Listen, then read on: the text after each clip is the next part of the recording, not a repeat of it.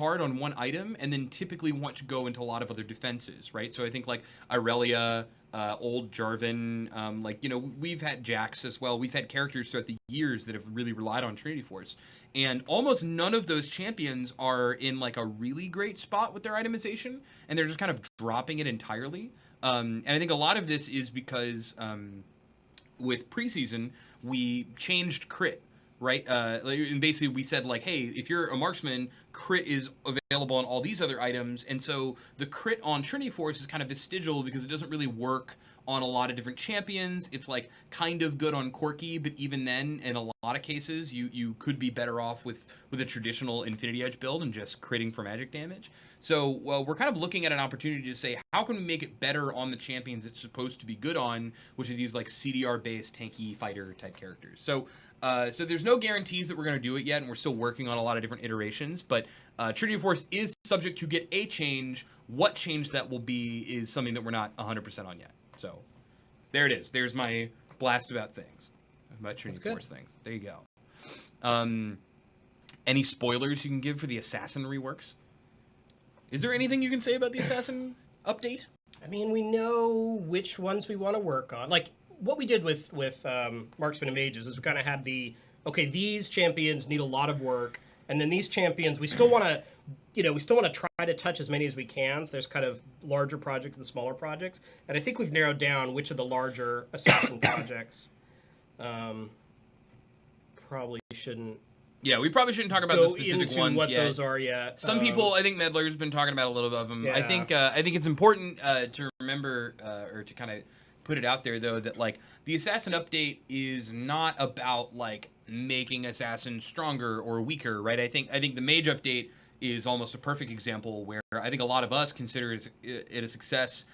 Even though some of the champions came out a little weak on release, because the goal isn't to just be like, no, now they're much stronger. It's not like the mage's time in the sun. Right. It's like, did we make the character more sustainable long term? Are they more fun to play? Are they more unique? Do they have more decisions? Right. And item builds. And so the thing I think people can be looking out for in the Assassin realm is we're trying to make Assassins a little better at doing more than just killing the one guy.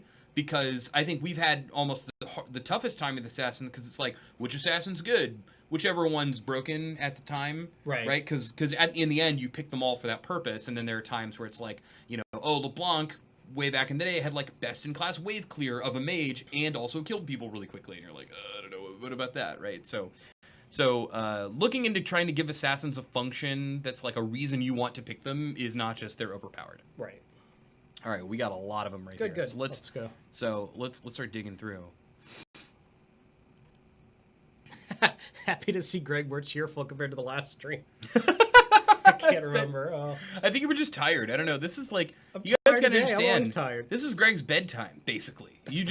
We lay you down into a coffin after this, and then resurrect you days later.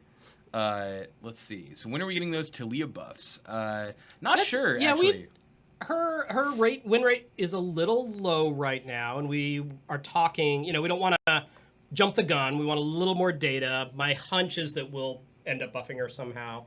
I don't know, do you have opinions on how we might? So if we're getting into numbers, and numbers there's a load of context around him.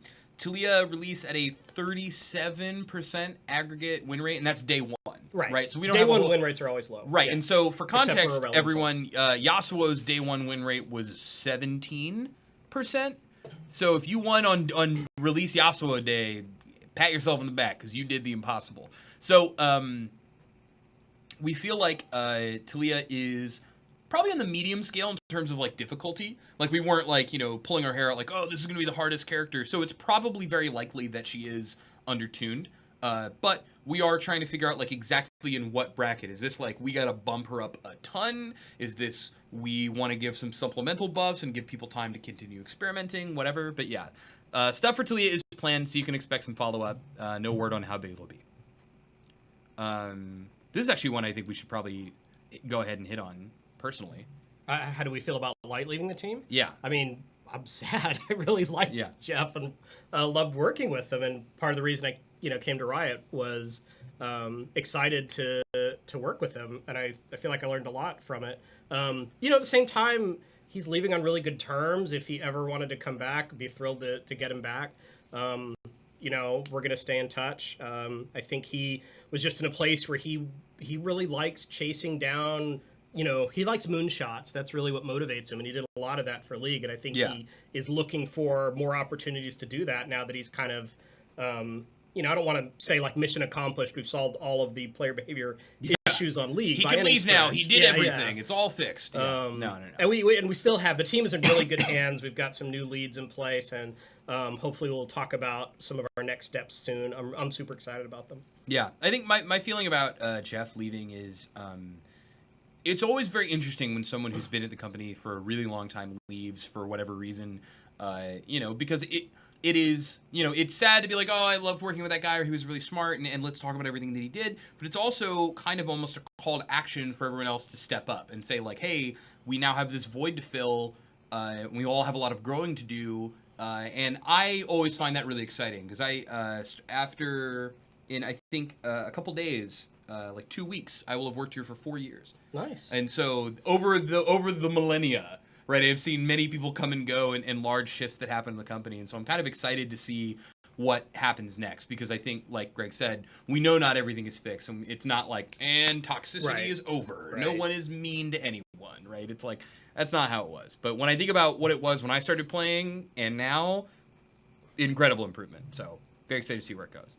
There was a question. I love this one from the Roshman about why do you enjoy game development so much? It seems like a really tough job. Yeah. I mean, it is a tough job. At the same time, we are not usually dealing with life or death situations. You know, we are not surgeons. What I love is the ability to affect the lives of so many people, and it's really, really motivating when you do something cool, or, you know, the team does something cool. It doesn't have to be your hands on it personally. Something goes out and you see players get excited, you see them happy. Like going to things like PAX for me, you know, watching players' reaction to shipping, you know, new champions or making changes, seeing how much players love League of Legends, that is immensely motivating in a way that might be hard if your job is to, you know, manufacture light bulbs or produce, you know, barbed wire or something like that. Yo, but shout outs to anyone in the chat who's making barbed wire or light bulbs. I'm from Texas. I'm a fan of barbed wire. But. Yeah. So, yeah, I would kind of echo the same thing, right? It's the people. It's the people in the community. It's the people at Riot. It can get really tough, for sure. I mean, even I think on a day-to-day, we probably get a lot of flack or a lot of haters out there in the world. And then when you see the excitement of someone else who's just like making their first champion and they've like made a new mechanic work, right? Or you get to really like help solve what feels like a really impossible puzzle. Yeah, that's right? really satisfying. Either in development or in making a balance change or something, it all kind of goes away, and you realize like, man, I feel like I should be where I'm supposed to be. Yeah, some of my best days are the ones we go into a meeting and we're like, holy shit, this we don't know what to do. What do we do? Seems impossible to solve, and then someone's like, wait, what if we did this? And God, it just is such a great feeling. You're like, yes, I think that'll fix it without screwing up the game or making all the players sad. Trinkets was like that. Like we legit, this was between seasons 3 and 4, and it was season 3 Worlds, and there were like 2 high-profile games where a level 1 invade just snowballed the game beyond possible comprehension, and like the rest of the 20 minutes that they played were almost a joke. Like the games ended like 1-17 or something, and we all got into a room where we were like, okay, early game snowballing feels like it's out of control, and preseason's coming up, so we're like, what cool things can we do? And it was Brazi at the time who was like, what if we gave you wards at level 1? And we're like, we can't do that. And then they were like, and then Quo was like, no, wait, we could make a series of them, and you could put them on a long cooldown. And we were like, whoa, that's a thing. And I think like the changes to trinkets and pink wards having health, I think, were some of the crazier things we've done. A little minute, but maybe not as thought about. But that was like a big day. We're like, what? We can solve this problem. It's crazy. Swain is busted. Yeah, we're aware. Swain's busted. We know. He's still a bird mage though. Yeah. It's tough because he was real weak. And so even after gaining something like 10% win rate, he's only just like slightly above the line. So, but it's okay. Shin Kazuo, his designer, is going to be working on pulling back some of that stuff. So we are aware. That's not a thing. I'm intrigued by this question by Follow Them, but I don't quite understand it. Where you say, tell me about how you feel about the scale of patch updates coinciding with a future generation of League. Where do you see that? It's about halfway down. Right. Yeah, you're close. There. Yeah. Ah. So follow them. If you could follow up on that, I'd love to know what you mean tell me by about future you generations. and how you feel about the scale of patch updates. Yeah, that feels like a really interesting question. Right. If I knew So a it little gets bit into more the of what you're question of talking like about it. how much change is good change and what's the future of League and all that stuff. Yeah. What new directions would you like to give Warwick? By Kittles P. This is man. Be a champion, I think, is a good start. Yeah. Since he doesn't do much of that now. I mean, there needs to be some decision making for how you play him. You really don't feel like he delivers on the fantasy of I'm a werewolf. So we tried some crazy ideas of things he could do that were try to decide how much to go into that. Yeah, I think yes. There, I think I know what you're talking about. Yeah. There were we had some iterations to see how we could incentivize you to play with Warwick. I think about as far as give we him should a go. strong team identity. Yeah, I don't think that's going to work out, but it's cool to see stuff like that. Yeah, I think from a thematic standpoint, the thing that the kit and the designer, certainly T, who's really working on it, is trying to figure out like what does like a blood hunter feel like? Like what does it feel like to really like tunnel and go crazy and chase down that one person in a way that doesn't feel like all in Warwick's corner, right? Yeah. Because we can't just be like, this is almost the problem with mages. It's like Vagar's fantasy is he just kills you, right? And we're like, yeah, but we gotta like, not an awesome fantasy for multiplayer games. Or Jax's fantasy is that he can beat everyone. It's like he's the best. Sorry, we can't do that, right? And so Warwick is one where it's like, how do we capture the feeling of like being feral and unleashed and really just like going for people without it feeling like currently where it's like Warwick shows up, take my hands off the keyboard because I'm dead, or someone stunned him and he died, right? Very very kind of binary thing. Also 4-hit passive. Yeah, 4-hit passive. Hashtag 4-hit passive. Wild Muffin, any detail on the Rise changes? Is his playstyle still going to be similar? We are probably not going to be able to make him workable in the format of he dominates, the pro scene if anyone else has a chance to play him. So Yeah. I think some of that is going to have to change. Yeah, I think in terms of like, is his playstyle going to be similar? Guy still casts a lot of spells. I'm He'll confident. still be an aggressive mage, but I think some of that about squeezing so much damage into really small windows is the kind of stuff that's going to have to change. Yeah. Let's see. OJ Simpson teaspoon. Apparently. I remember reading something about York coming before the Assassins. Is that still happening? I'm trying to remember the schedule. Those are on different... I feel like they might be about the same time. Yeah, they're on different teams, so they don't necessarily have to... one isn't dependent on another, so when one of them is done, it will ship. York is really close, so I don't want to promise, but yeah, I feel like York is closer along. Yeah, he's a little further along. He's pretty close, yeah.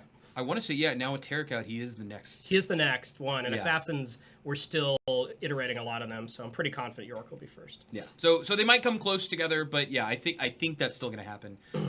With the new classifications for mages, where would you put Azir?